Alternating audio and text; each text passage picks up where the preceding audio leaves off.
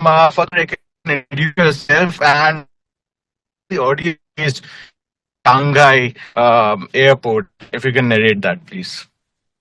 Yes, so basically, I am an Indian citizen residing in UK for about 14 years.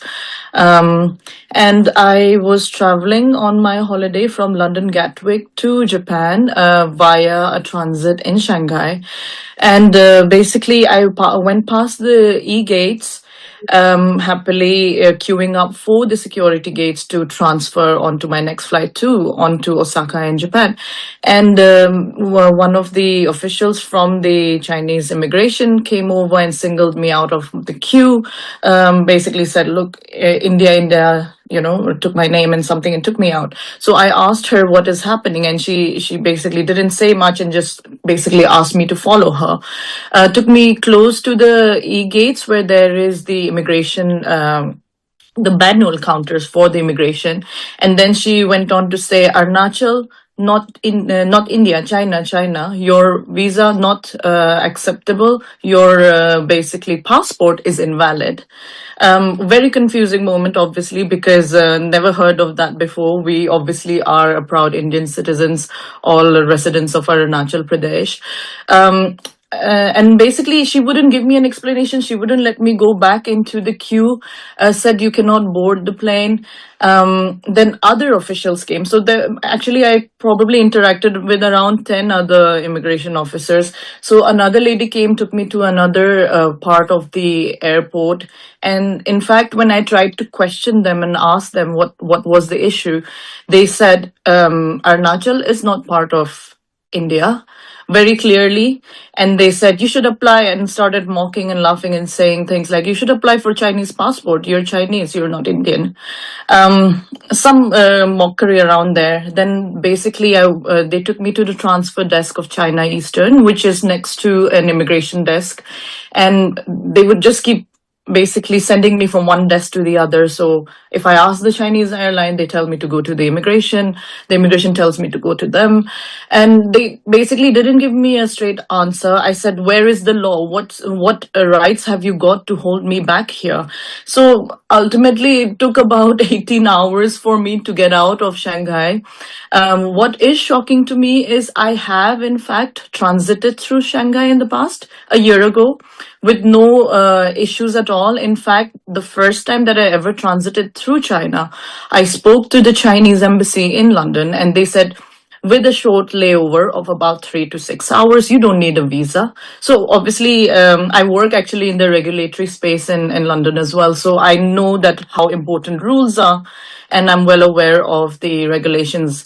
And obviously, I wanted to make sure that I knew what I was doing before I flew out. And obviously, I have transited very successfully and easily through Shanghai before, through China, having consulted the Chinese embassy in London. But at this time, I feel maybe it was the weekend. They knew that the offices are closed. The timing was as such that I couldn't actually call the Chinese embassy in London. So after a lot of ordeal, because there was no Wi-Fi, the Wi-Fi was really slow. And even if I did get connected to Wi-Fi, you can't open Google, you can't open any of the socials like your Facebook or WhatsApp. So I couldn't get in touch with my family for a very long time. Ultimately, with a lot of harassment and basically no access to food, not allowing me to leave that part of the terminal. There wasn't a proper space given to us to basically rest after a 12-hour flight all the way from London. At one point in time, because I kept going up to them every hour or so, asking them what is the issue, why they're holding me back, what legal rights or rules do you have that says that Indian nationals, and they would just dismiss every time I tried to speak to them. In fact, in a very unprofessional manner. There was one point in time when I was near the counter desk trying to speak to them, and there was about 3 or 4 airline staff of China Eastern and about 2 other immigration officers, and all of them were basically speaking in their language and saying and pointing out and saying Arunachal, and laughing and calling it China, no India. So that kind of very humiliating, questionable behavior from the immigration staff as well as the airline staff. Yeah, so it was quite an ordeal until finally I got hold of a friend, basically by calling using their landline. I basically said to them, "Look, I have legal rights. I need to call a lawyer or something. You have to give me ways to communicate with somebody. Nobody knows I'm stuck here." So I called up a friend in London.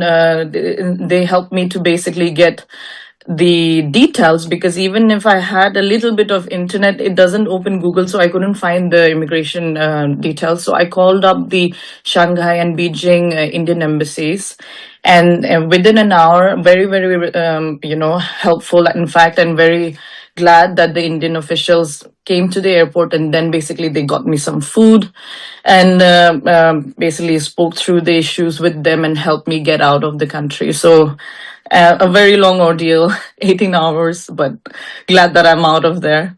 Yeah, but Uh, obviously I've missed my flights, my all the plan that I had. It took a lot of time to even get the visa for Japan. I had all the right documents, everything. I don't understand, and I can even check on the rules. It says that you don't need a transit visa if your stay is less than a couple of hours. I was only there for 3 hours, but their argument was I don't have a valid document. I mean, I have traveled to 58 countries. I have used my Indian passport everywhere. It's a valid document, but apparently not in China. uh,